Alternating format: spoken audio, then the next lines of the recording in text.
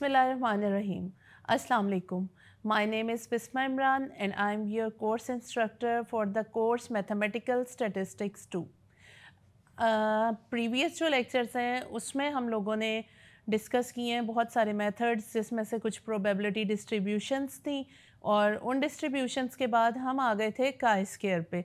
Chi square के मैंने आपको बताए थे कुछ टेस्ट्स। उन टेस्ट में था test of goodness of fit, test of independence और टेस्ट ऑफ होमोजेनिटी, उसके अलावा टेस्ट ऑफ वेरिएंसेस। बेसिकली हमने प्रीवियस लेक्चर में कुछ एप्लीकेशंस को भी डिस्कस किया था कि हमारी काई स्क्वायर की क्या एप्लीकेशंस हैं, क्या अजम्पशंस हैं और क्या लिमिटेशंस हैं। हमने प्रीवियस लेक्चर में डिस्कस किया था गुडनेस ऑफ फिट टेस्ट और आज का जो हमारा लेक्चर है वो हमारा रिलेटेड होगा टेस्ट ऑफ होमोजेनिटी से and test of independence for contingency table. अब सबसे पहले तो आपको मैं थोड़ा सा क्लियर कर दूं कि what is contingency table. Contingency table is basically a matrix format table which is two way, और उस टू वे टेबल में हमारे पास दो वेरिएबल्स होते हैं। हम जैसा कि डील कर रहे हैं कैटेगोरिकल और क्वालिटेटिव डाटा से, तो हमारे पास वो जो दो वेरिएबल होते हैं एक रो वाइज होता है और एक कॉलम वाइज। यहाँ पे मैं आपको जर्नल सा एक स्केच उसका बता देती हूँ। हमारे पास वेरिएबल इस फॉर्म में कॉन्टिजेंसी टेबल कुछ ऐसे बनता है, एक वेरिएबल हमारा हॉरिजेंटली बन जाता है और एक वेरिएबल वर्टिकली बन जाता है। और ये कॉलम 1 जो है हमारा, कॉलम 2, इसका टोटल हमारे पास आ जाएगा CT1। इसको हम इससे डिनोट कर देते हैं और इसको CT2 से। सिमिलरली अगर हमारे पास रो 1 है और यहाँ रो 2 है तो वो हो जाएगी RT1 RT2 और this one is grand total. Basically इस फॉर्म में अगर आपके पास कोई टेबल आता है जो टू वे है तो that is known as contingency table. और कॉन्टिजेंसी टेबल में ये रोज़ ज़रूरी नहीं है कि सिर्फ दो होंगी या कॉलम जो हैं वो दो होंगे, दो या दो से ज़्यादा रोज़ और कॉलम हमारे पास हो सकते हैं। अब यहाँ पे मैं आपको स्टार्ट करवाऊँगी टेस्ट कॉन्टिजेंसी टेबल से रिलेटेड। सबसे पहले तो हमने पिछले लेक्चर में मैंने आपके साथ जर्नल स्टेप्स जो हैं टेस्ट के वो डिस्कस किए थे। तो हमारे पास जर्नल स्टेप्स जो हैं टेस्ट के, सबसे पहला उसमें स्टेप क्या होता है? फर्स्ट स्टेप उसमें हमारे पास होता है हमारे हाइपोथेसिस। हाइपोथेसिस में हम नल हाइपोथेसिस ड्रॉ करेंगे। नल हाइपोथेसिस में हम लिखेंगे the two criteria of classification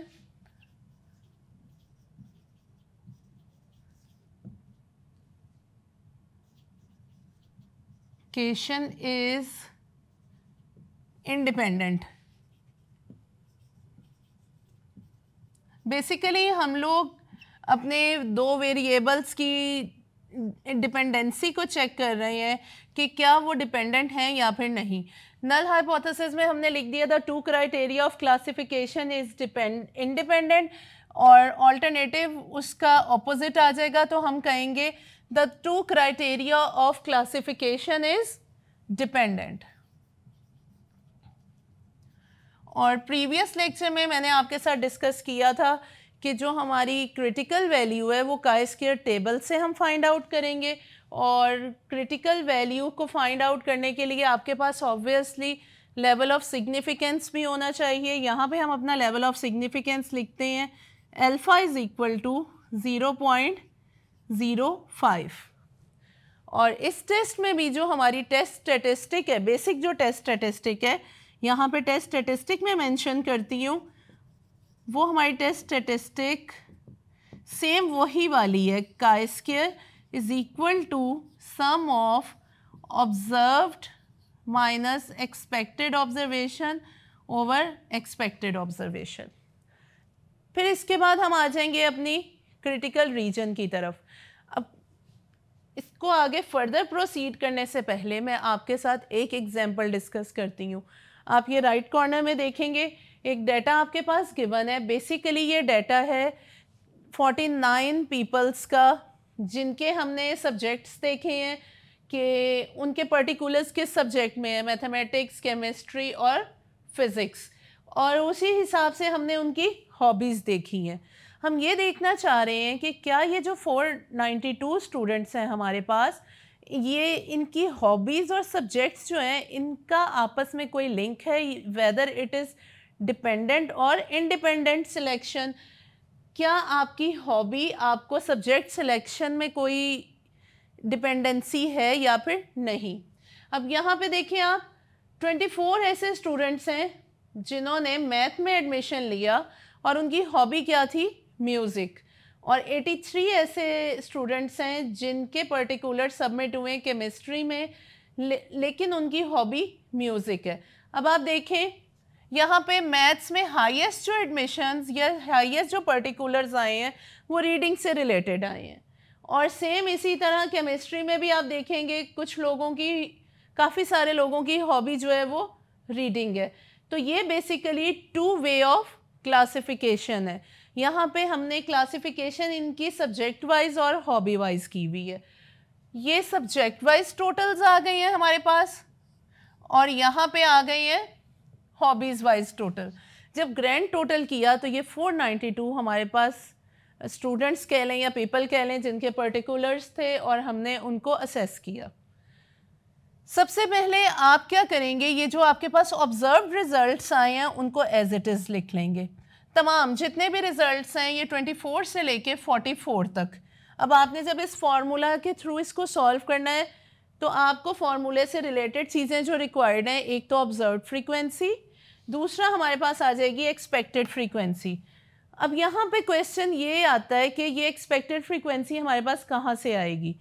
let's suppose अगर आप ये देखना चाह रहे हैं, आप निकालना चाह रहे हैं 24 की एक्सपेक्टेड फ्रीक्वेंसी, तो एक्सपेक्टेड फ्रीक्वेंसी निकालने का जो प्रॉपर प्रोसेस है वो ये है कि आप देखेंगे रो वाइज इसका टोटल 124 और कॉलम वाइज 77।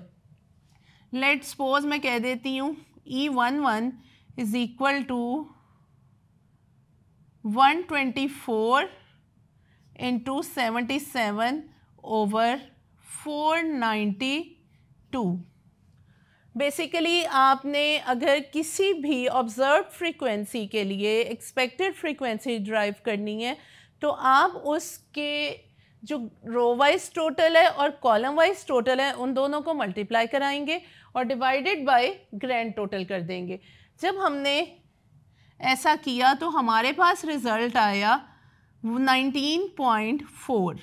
अब आप ये देखें ऑब्जर्व्ड में 24 है और एक्सपेक्टेड में 19.4। सिमिलरली लेट्स सपोज हम ये 28 के लिए एक्सपेक्टेड वैल्यू हमने फाइंड करनी है, तो आप ये देखें ये कौन सी वैल्यू है। अगर हम कॉलम वाइज देखें तो थर्ड कॉलम है हमारे पास, और रो कौन सी है, रो हमारे पास सेकंड है। तो यहाँ हम लिख देते हैं E32, तो ये हमारे पास आ जाएगा 101 मल्टीप्लाई बाय 123 डिवाइडेड बाय 492। और इसी तरह आप तमाम ऑब्जर्व्ड फ्रीक्वेंसी के लिए एक्सपेक्टेड फ्रीक्वेंसीज फाइंड आउट कर सकते हैं। फर्स्ट स्टेप जब आपका कंप्लीट हो जाएगा, आप एक्सपेक्टेड फ्रीक्वेंसीज इनकी रिस्पेक्टिव फाइंड कर लेंगे, तो आपने जस्ट फार्मूले में वैल्यू पुट करनी है, ऑब्जर्व्ड और एक्सपेक्टेड का डिफरेंस स्क्वायर में डिवाइडेड बाय एक्सपेक्टेड फ्रीक्वेंसी, और ये एक्सपेक्टेड फ्रीक्वेंसी जो आएगी ये वही होगी जो इसके रिस्पेक्टिव आपने फाइंड आउट की हुई है। अब जब ये हमारे पास कंप्लीट फार्मूले के हिसाब से सॉल्व हो जाएगा तो आप सम लेंगे, आपके पास chi-square स्टेटिस्टिक आ जाएगी। आपके पास रिजल्ट क्या आया है 54.03। अब जहाँ तक बात रही क्रिटिकल रीजन की, हमारा लेवल ऑफ सिग्निफिकेंस 0.05 है और हमारा डिग्री ऑफ फ्रीडम, अब आपने प्रीवियस टेस्ट में डिग्री ऑफ फ्रीडम जो निकाला था गुडनेस ऑफ फिट में, उसमें हमने कैटेगरीज में से 1 को माइनस किया था और जो पैरामीटर्स हमने एस्टिमेट किए थे उन पैरामीटर्स को माइनस किया था। यहाँ पे हमारा जो डिग्री ऑफ फ्रीडम निकालने का तरीका है वो ऐसा होगा, C minus 1 into R minus 1। अब हमारे पास कॉलम्स 3 हैं और रोज 4 हैं, तो ये 3 माइनस 1 2, 4 रोज है तो 4 माइनस 1 3। हमारी डिग्री ऑफ फ्रीडम क्या निकल आई? 6 निकल आई। और जब हमने टेबल में chi-square टेबल में इसकी वैल्यू देखी तो हमारी जो वैल्यू निकली है chi-square टेबल की वो निकली है 12.59। बेसिकली हमारा क्रिटिकल रीजन अब क्या बनेगा? हमारा critical reason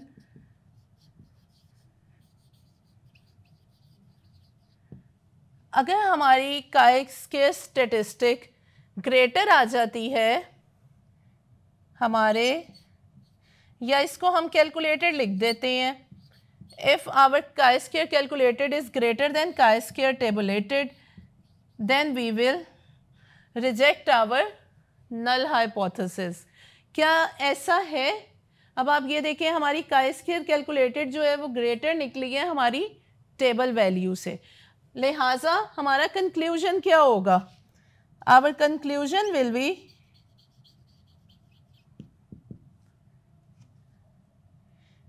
V as our calculated value fall in critical region, so we reject our null hypothesis। इसका मतलब है कि अगर हमारा null hypothesis रिजेक्ट हो जाता है तो इसका मतलब ये है कि हमारी जो क्लासिफिकेशन है वो इंडिपेंडेंट नहीं है। बेसिकली यहाँ पे इस एग्जांपल से जो हमें पता चल रहा है वो ये पता चल रहा है कि हमारी सब्जेक्ट सिलेक्शन में और हमारी हॉबीज़ में कुछ ना कुछ एसोसिएशन बीच में मौजूद है। तो ये हमारी थी फर्स्ट एग्जांपल कॉन्टिजेंसी टेबल के लिए। इसको कंप्लीट करेंगे और थोड़ा सा मैं आपको बता दूं हमारी जो chi-square की अजम्पशंस हैं जो बहुत ज़रूरी हैं। फर्स्ट तो ये कि आपका सैम्पल साइज़ इतना होना चाहिए कि आपके जो रिज़ल्ट्स आएँ वो वैलिड आएँ। आपका सैम्पल साइज़ बहुत मिनिमम नहीं होना चाहिए। सेकंड ये कि जितनी भी ऑब्जर्वेशंस हैं वो तमाम इंडिपेंडेंट होनी चाहिए। अगर आपकी ऑब्जर्वेशंस इंडिपेंडेंट नहीं होंगी, ऑब्जर्वेशंस में डिपेंडेंसी आपस में होगी, तो वो ये होगा कि आपके रिज़ल्ट्स जो हैं वो एक्यूरेट नहीं होंगे। थर्ड ये अजम्पशन कि हमारे जो डाटा है वो नॉर्मली डिस्ट्रीब्यूट होना चाहिए। ये बहुत ज़्यादा हार्ड एंड आप कह लें कि इसमें बहुत स्ट्रिक्ट ये अजम्पशन नहीं है, लेकिन जितना आपका डाटा नॉर्मली डिस्ट्रीब्यूटेड होगा उतने आपके रिज़ल्ट्स एफिशिएंट आएंगे, आपके रिज़ल्ट्स में एफिशिएंसी आएगी। नेक्स्ट अब हम यहाँ पे डिस्कस करते हैं test of homogeneity. Basically test of homogeneity क्या है? हमारे पास जो टेस्ट ऑफ होमोजेनिटी है वो टेस्ट ऑफ होमोजेनिटी में हम ये देख रहे होते हैं कि is our frequencies are distributed equally across the data या अक्रॉस द टेबल। हम ये देख रहे होते हैं कि क्या हमने अगर कोई कैटेगरीज़ ली हैं तो उन कैटेगरीज़ में होमोजेनिटी है या फिर नहीं है, वो डाटा हमारा एक जैसा है या फिर नहीं है। बेसिकली वो डाटा हमने सेम पॉपुलेशन से कलेक्ट किया होता है, वो डाटा हमारा डिफरेंट पॉपुलेशन से नहीं होता, बट फिर भी हमने देखना होता है कि जो हमारे सैम्पल्स हैं वो आपस में होमोजीनस हैं या फिर नहीं है। तो यहाँ पे अब हम स्टार्ट करेंगे test of homogeneity.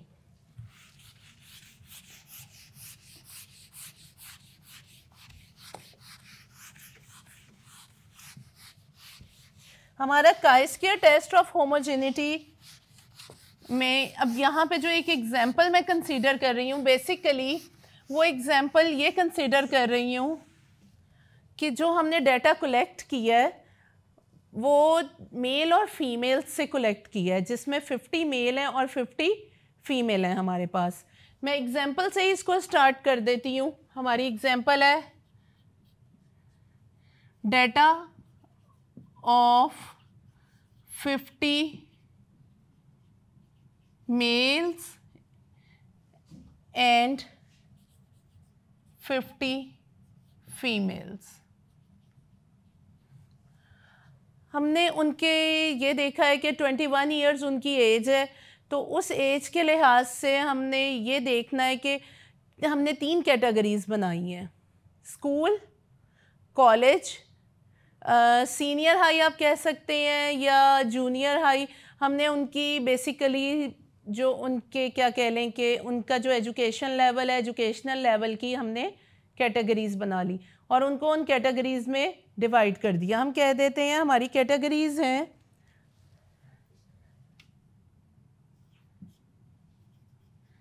Junior high,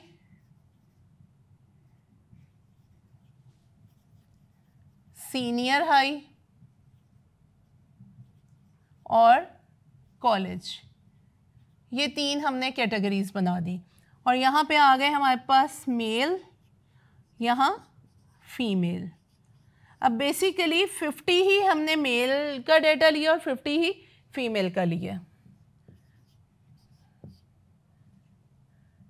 12, 25, तो जब हम ये सम हमारा यहाँ पे 50 आ गया और ये आ जाएगा हमारे पास 23 और ये आ गया हमारे पास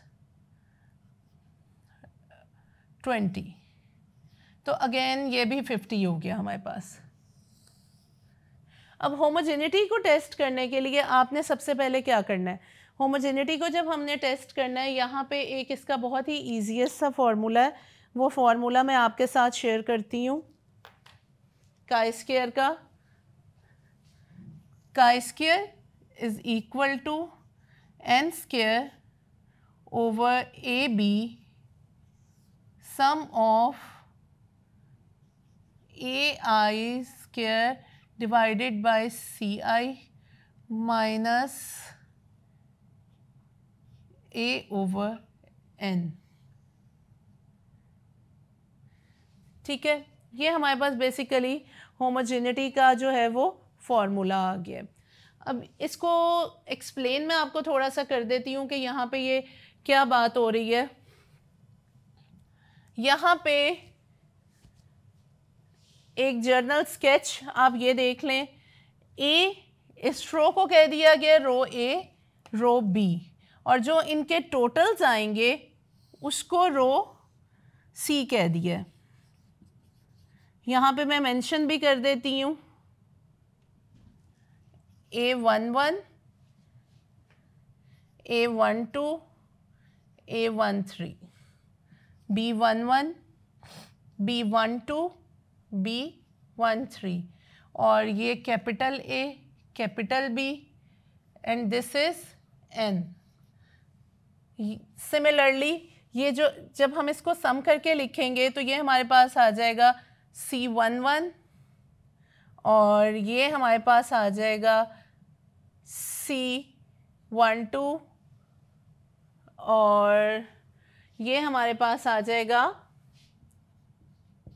C13।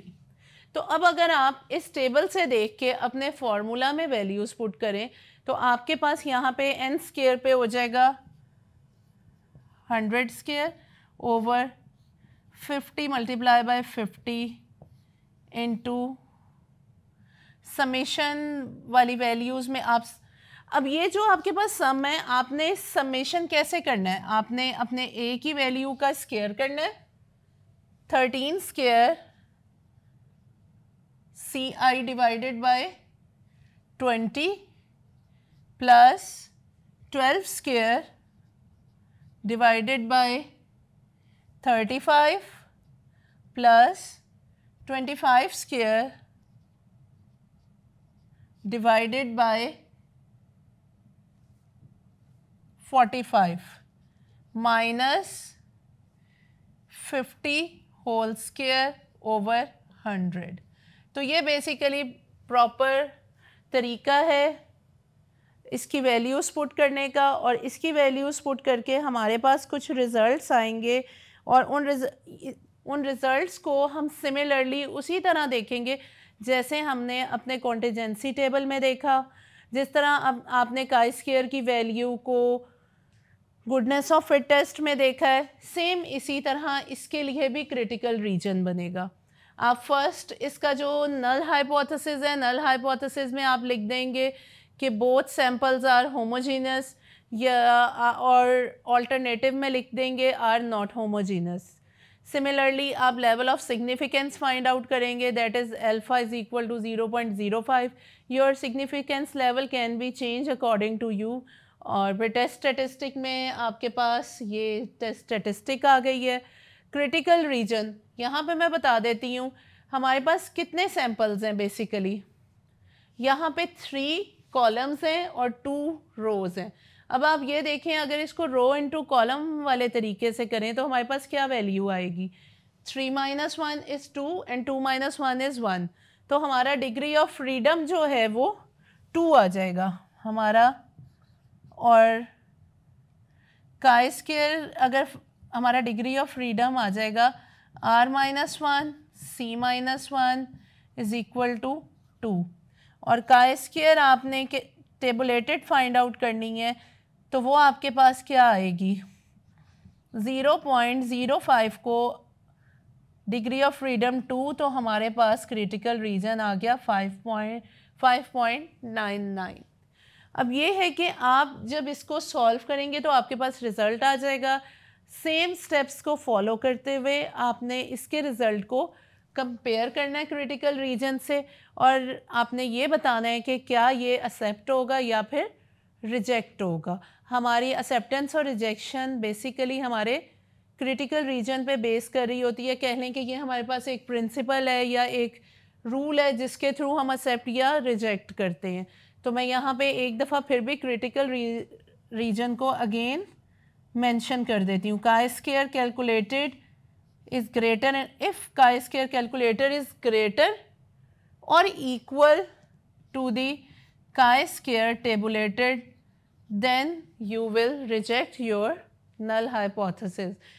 और आपका कंक्लूजन ये होगा कि ये दोनों सैम्पल्स जो हैं वो होमोजीनस नहीं हैं।